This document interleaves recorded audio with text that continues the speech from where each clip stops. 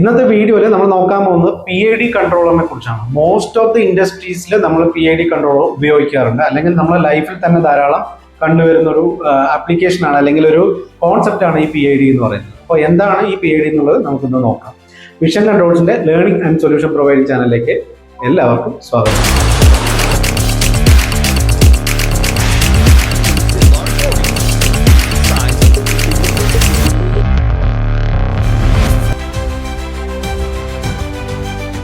അപ്പോൾ നമുക്ക് ഇതിന് സിമ്പിളായിട്ട് നമുക്ക് എന്താണ് ഇതിന്റെ കോൺസെപ്റ്റ് എന്നുള്ളത് നോക്കാം. Proportional integral derivative control, PID control എന്ന് വെച്ചാൽ ഒരു ഉദാഹരണം നമുക്ക് ക്രൂയിസ് കൺട്രോൾ നമ്മൾ വാഹനങ്ങളിൽ വെഹിക്കിൾസിൽ കണ്ടിട്ടുണ്ടല്ലോ. നമ്മൾ പെർട്ടിക്കുലർ ഒരു സ്പീഡ് സെറ്റ് ചെയ്ത് കഴിഞ്ഞാൽ ഓട്ടോമാറ്റിക്കലി എക്സിസ്റ്റിംഗ് സ്പീഡിൽ നിന്ന് അത് സെറ്റ് ചെയ്തിട്ടുള്ള സ്പീഡിലേക്ക് എത്ര km/h ആ സ്പീഡിലേക്ക് വാഹനം ഓട്ടോമാറ്റിക്കായിട്ട് എത്തുന്ന ഒരു സിറ്റുവേഷൻ ഉണ്ട്. അതാണ് ആ കോൺസെപ്റ്റ് എന്ന് പറയുന്നത്. അപ്പോൾ എന്താ അവിടെ സംഭവിക്കുന്നത് വെച്ച് കഴിഞ്ഞാൽ ഓട്ടോമാറ്റിക്കലി ഫീഡ്ബാക്ക് എടുത്തുകൊണ്ടേയിരിക്കും. എന്ന് വെച്ച് കഴിഞ്ഞാൽ നിലവിൽ എത്ര സ്പീഡിലാണോ ഓടുന്നതെന്ന് അറിയണ്ടേ. ഇപ്പോൾ നമ്മളിപ്പോൾ ഒരു 10 km/h എന്നാണ് നമ്മൾ 100 കിലോമീറ്ററിലേക്ക് എത്തേണ്ടതെന്ന് വെച്ച് കഴിഞ്ഞാൽ അപ്പോൾ നിലവിൽ എത്രയാണെന്നുള്ളത് സെൻസ് ചെയ്യണം. അപ്പോൾ കണ്ടിന്യൂസ്ലി മെഷറിങ് നടന്നുകൊണ്ടേയിരിക്കും, അതായത് സെൻസിങ് നടന്നുകൊണ്ടേയിരിക്കും. അപ്പോൾ ഇൻപുട്ട് ഡാറ്റ എടുത്തുകൊണ്ടേയിരിക്കും. അത് നമ്മൾ കൺട്രോളറിലേക്ക് കൊടുത്തിട്ട് അത് കമ്പയർ ചെയ്തുകൊണ്ടിരിക്കും. നിങ്ങൾ സെറ്റ് പോയിന്റ് സെറ്റ് ചെയ്തിരിക്കുന്നത് എത്രയാണ്? 100 km/h ആണ്. അപ്പോൾ 100 മൈനസ് ഇപ്പോൾ നിലവിൽ ഓടുന്നത് എത്രയാണ്? 10 ആണ്. അപ്പോൾ 90 കിലോമീറ്ററിന്റെ ഡിഫറൻസ് ഉണ്ട് എന്നുള്ളത് സിസ്റ്റത്തിന് മനസ്സിലായി. അതിന് പ്രൊപ്പോർഷണൽ ആയിട്ടുള്ള ത്രോട്ട്ലിംഗ്, നമ്മൾ ആക്സിലേറ്റർ കൊടുക്കുന്നതിന് പകരം അവിടെ ഒരു ഓട്ടോമാറ്റിക് ആയിട്ടുള്ള ഒരു സിഗ്നൽ പാസ് ചെയ്യുന്നു. ആ സിഗ്നലിനെ ബേസ് ചെയ്തുകൊണ്ട് വെഹിക്കിളിന്റെ സ്പീഡ് ഇൻക്രീസ് ചെയ്യുന്നു, ആക്സിലേഷൻ ഓട്ടോമാറ്റിക് ആയിട്ട് നടക്കുന്നു എന്നുള്ളതാണ്. ഞാനൊരു മനസ്സിലാക്കാൻ വേണ്ടിയിട്ട് ഒരു എക്സാമ്പിൾ പറയുന്നതേ ഉള്ളൂ കേട്ടോ. അപ്പോൾ ആ ഓട്ടോമാറ്റിക്കലി 100ലേക്ക് എത്തുന്നു.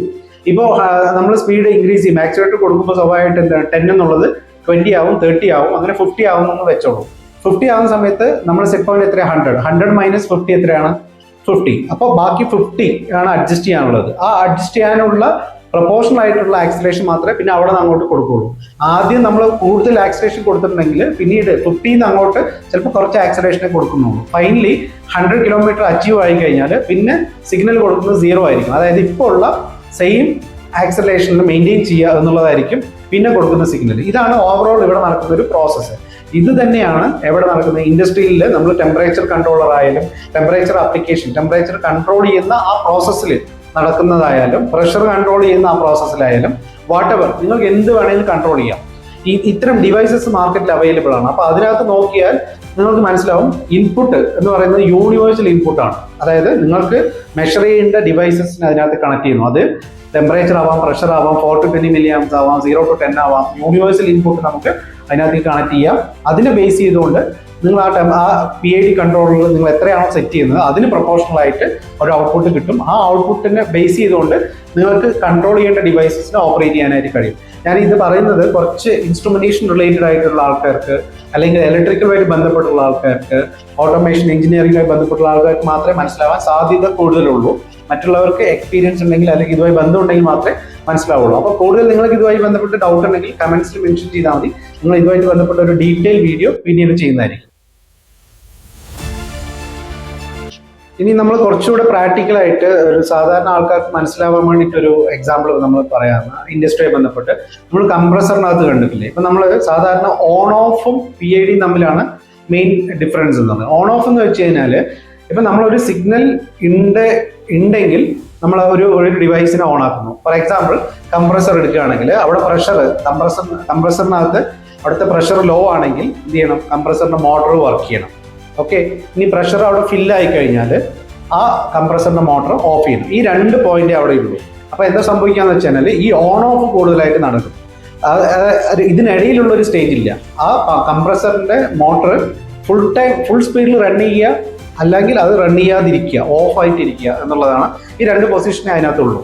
പക്ഷേ PIDയിലേക്ക് വരുമ്പോൾ എന്താ സംഭവിക്കാന്ന് വെച്ച് കഴിഞ്ഞാൽ നമ്മളൊരു സെറ്റ് പോയിന്റ് പ്രഷർ സെറ്റ് ചെയ്തിട്ടുണ്ടെങ്കിൽ, സേ എക്സാമ്പിൾ ഒരു 10 bar പ്രഷർ സെറ്റ് ചെയ്താൽ ആ പ്രഷറിലേക്ക് എത്തുന്തോറും, അതായത് 1 bar, 2 bar, 3 bar, 4 bar അങ്ങനെ 10 ബാറിലേക്ക് എത്തുന്തോറും ഈ പമ്പ്, അതായത് കംപ്രസറിന്റെ മോട്ടറിന്റെ സ്പീഡ് ഗ്രാജുവലി കുറഞ്ഞു വരും. എന്ന് വെച്ച് കഴിഞ്ഞാൽ പ്രഷർ 0 ആയിരിക്കുന്ന സമയത്ത് ഇത് ഫുൾ സ്പീഡിൽ റൺ ചെയ്യുകയും 1, 2, 3 എന്ന് പറഞ്ഞ പ്രഷർ കൂടി വരുന്ന സമയത്ത് ഓട്ടോമാറ്റിക്കലി ഈ കംപ്രസറിന്റെ മോട്ടറിന്റെ സ്പീഡ് കുറഞ്ഞു ഗ്രാജുവലി അതിന്റെ സ്പീഡ് കുറഞ്ഞു വരികയും അവസാനം ആ 10 ബാർ സെറ്റ് പോയിന്റ് എത്തുമ്പോൾ അത് നിൽക്കുകയും ചെയ്യും. ഇനി എപ്പോഴാണോ 10 ബാറിൽ നിന്ന് 1 ബാർ കുറയുന്നത്, അപ്പൊ 9 ബാറേ ഉള്ളെങ്കിൽ ആ 9 ബാറിന് ആവശ്യമായിട്ടുള്ള സ്പീഡ് ഇത് എടുക്കുള്ളൂ. അല്ലാതെ ഓൺ ഓഫിനകത്ത് സംഭവിക്കുന്ന പോലെ ഫുൾ സ്പീഡിൽ അതങ്ങ് കറങ്ങില്ല. അപ്പൊ ഇത് തമ്മിലുള്ള മെയിൻ വേരിയേഷൻ എന്താ വെച്ചാൽ ഓൺ ഓഫ് എപ്പോഴും ഒരു ജെർക്കിംഗ് ഉണ്ടാവും. സഡൻ ആയിട്ട് ഇത് ഓൺ ആവും, ഓഫ് ആവും. അപ്പോൾ ഒരു ഹ്യൂജ് പവർ ലോസ് അവിടെ വരും. മറ്റേ PID ആണെങ്കിലോ സ്മൂത്ത് ആയിരിക്കും, നമുക്ക് അറിയുന്നേ ഇല്ല ഇത് വർക്ക് ചെയ്യുന്നത്, എപ്പോഴാണ് ഓൺ ആവും നമുക്കറിയില്ല, എപ്പോഴാണ് ഇത് VFD. മിക്കവാറും ഇത്തരം ആപ്ലിക്കേഷനിലെല്ലാം VFD ഉണ്ടാവും, കാരണം VFD അത് സ്മൂത്ത് ആയിട്ട് റൺ ചെയ്യും. ഈ VFD ഉണ്ടെങ്കിൽ മാത്രമേ ഈ ഒരു PID ഫംഗ്ഷൻ സ്മൂത്ത് ആയിട്ട് അവിടെ റൺ ചെയ്യിക്കാൻ ഇത്തരം ആപ്ലിക്കേഷനിൽ നടക്കുള്ളൂ. അപ്പൊ ചുരുക്കി പറയുകയാണെങ്കിൽ നമുക്ക് ധാരാളം പവർ സേവിംഗ് കിട്ടും. അതുകൂടാണ്ട് ഈ പ്രോസസ്സ് വളരെ സ്മൂത്ത് ആയിരിക്കും. ഓൺ ഓഫിനകത്ത് ജെർക്കിംഗ് ഉണ്ടാവില്ല, number of times on of നടക്കില്ല. VFDക്കകത്ത് വളരെ സ്മൂത്ത് ആയിട്ട് ആക്സലേഷൻ ഡിആക്സലേഷൻ ഒക്കെ കൺട്രോൾ ചെയ്ത് തന്നെ നമുക്ക് ഈ ഓൺ ഓഫ് നടക്കുന്നത് തന്നെ നമുക്ക് അറിയില്ല എന്നുള്ളതാണ്. ഇനിയിപ്പോൾ നിങ്ങൾക്കുള്ള ഡൗട്ടാണ് ഇത് നിങ്ങൾക്ക് തന്നെ വാങ്ങിച്ച് ഇത് ഫിറ്റ് ചെയ്യാൻ പറ്റുമോ എന്നുള്ളതാണ്. പറ്റും. ഇതിനെക്കുറിച്ച് അറിയുന്ന ആൾക്കാരാണെങ്കിൽ മാത്രം ഇത് ചെയ്യുന്നതാണ് നല്ലത്. അല്ലെങ്കിൽ ഇതിൻ്റെ ഒരു എക്സ്പെർട്ട് ലൈക്ക് കൺസൾട്ടൻസ് ലൈക്ക് ഞങ്ങളെ പോലുള്ള ആൾക്കാരോ അല്ലെങ്കിൽ നിങ്ങൾക്ക് പരിചയമുള്ള ഇതുമായിട്ട് എക്സ്പെർട്ടൈസ് ആയിട്ടുള്ള ആൾക്കാരെ വെച്ചിട്ട് ഇത് നിങ്ങൾക്ക് ഫിറ്റ് ചെയ്യാവുന്നതാണ്. ഇതിൻ്റെ മെയിൻ പ്രോബ്ലം എന്താണെന്ന് വെച്ചാൽ ഇതിൻ്റെ ട്യൂണിംഗ് ആണ്. നമ്മൾ ഓരോ കോൺസെപ്റ്റിൽ നമ്മൾ സെറ്റ് ചെയ്യുന്ന സമയത്ത് അതിൻ്റെ ഔട്ട്പുട്ട് കൃത്യമായിട്ട് വരണം, അത് നിങ്ങൾ ഉദ്ദേശിച്ച സ്ഥലത്ത് അത് നിൽക്കണം, അങ്ങനെ പല കാര്യങ്ങൾ അതിനകത്ത് വരുന്നുണ്ട്. അത് ഒന്ന് ശ്രദ്ധിച്ച് ചെയ്യുക. രണ്ടാമത്തെ ഒരു കാര്യം, ഇത് ഏതൊക്കെ ബ്രാൻഡിലാണ് അവൈലബിൾ എന്നുള്ളതാണ്.